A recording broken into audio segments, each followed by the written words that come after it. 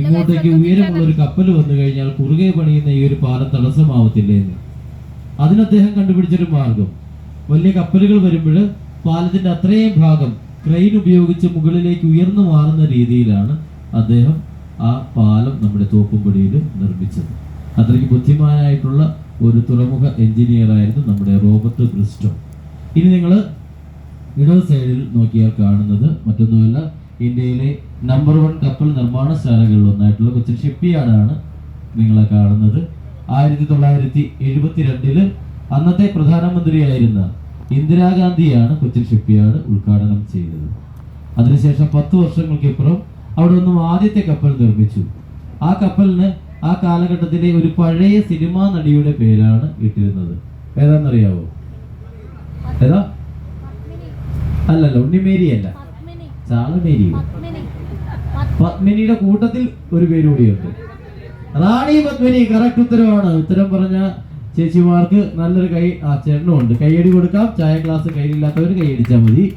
Okay, അപ്പൊ എന്തായാലും correct ഉത്തരവാണ്. അതിനുശേഷം നിരവധി നിർമ്മാണ പ്രവർത്തനങ്ങളാണ് നമ്മുടെ കൊച്ചിൻ ഷിപ്പ്യാർഡിൽ നടന്നിട്ടുള്ളത്. നമ്മുടെ ഇന്ത്യയുടെ അഭിമാനം INS വിക്രാന്ത് എന്ന യുദ്ധ കപ്പൽ നിർമ്മിച്ചിരിക്കുന്നത് കൊച്ചിൻ ഷിപ്പ്യാർഡിലാണ്. അതുപോലെ തന്നെ നമ്മുടെ വാട്ടർ മെട്രോ സർവീസ് വെസലുകൾ ഇതൊക്കെ നിർമ്മിച്ചിരിക്കുന്നത് നമ്മുടെ കൊച്ചിൻ ഷിപ്പ്യാർഡിലാണ്. കേരളക്കരയ്ക്ക് അഭിമാനിക്കാവുന്ന നിരവധി നേട്ടങ്ങളാണ് നമ്മുടെ ഷിപ്പ്യാർഡിന് കൈവരിക്കാൻ കഴിഞ്ഞിട്ടുള്ളത്. ഇപ്പം എന്തായാലും നമ്മൾ പാലാക്കരയിൽ ടൂറിസ്റ്റ് പ്ലേസിൽ ചെന്നിട്ട് അവിടെ ചെല്ലുമ്പോൾ തന്നെ നിങ്ങൾക്ക് അവിടുന്ന് ഒരു ടാഗ് ലഭിക്കും. അപ്പോൾ ആ ടാഗ് നിങ്ങൾ കഴുത്തിൽ അണിഞ്ഞുകൊണ്ട് വേണം നമ്മൾ ടൂറിസ്റ്റ് പ്ലേസിലേക്ക് നിങ്ങൾ പോകാനായിട്ട്. കാരണം ടാഗ് അണിഞ്ഞാൽ മാത്രമേ നിങ്ങൾ നമ്മുടെ ഈ ടൂർ പാക്കേജിൽ ഉൾപ്പെട്ടവരാണെന്നുള്ള കാര്യം അവർക്ക് മനസ്സിലാകത്തുള്ളൂ. നിങ്ങൾക്ക് ഫുഡ് കാര്യങ്ങളൊക്കെ കിട്ടണമെന്നുണ്ടെങ്കിൽ ഈ ടാഗ് കഴുത്തിലണിയണം. അതിനുശേഷം തിരിച്ച് നിങ്ങൾ വെസലിൽ കയറുമ്പോൾ ആ ടാഗ് തിരികെ ഏൽപ്പിച്ചതിന് ശേഷം മാത്രമേ വെസലിലേക്ക് തിരിച്ച് കയറാവുള്ളൂ. കൊച്ചുകുട്ടികളൊക്കെ ഉണ്ടെങ്കിൽ ഈ ടാഗ് നശിപ്പിക്കാതെയൊക്കെ പ്രത്യേകം ശ്രദ്ധിക്കണം. പിന്നെ അവിടെ ചെല്ലുമ്പോൾ തന്നെ നിങ്ങൾ ആദ്യം ഫുഡ് കഴിക്കുക, അതിനുശേഷം ഉള്ള വാട്ടർ ആക്ടിവിറ്റീസിലൊക്കെ നിങ്ങൾക്ക് പങ്കെടുക്കാം.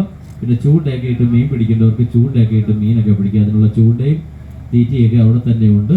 അപ്പോൾ എന്തായാലും എല്ലാവരും ചായയൊക്കെ കുടിച്ചുകൊണ്ടിരിക്കുന്ന സമയത്ത് നമുക്ക് 1-2 ഗാനങ്ങൾ ആസ്വദിക്കാം. നമ്മുടെ പ്രിയപ്പെട്ട ഗായകൻ മനോഹരമായ ഒരു ഗാനം നിങ്ങൾക്ക് വേണ്ടിയിട്ട് വിനോദ് ആലപിക്കുകയാണ്. അപ്പോൾ ചായയൊക്കെ കുടിച്ചതിന് ശേഷം കൈയടിച്ച് പ്രോത്സാഹിപ്പിക്കണം. മനോഹരമായ 1-2 മെലഡി ഗാനങ്ങൾ നമുക്ക് പയ്യെ തുടങ്ങാം. നിങ്ങൾക്കിടയിലും ഗായകരുണ്ടെങ്കിൽ നിങ്ങൾക്ക് പാട്ട് പാടാനായിട്ടുള്ള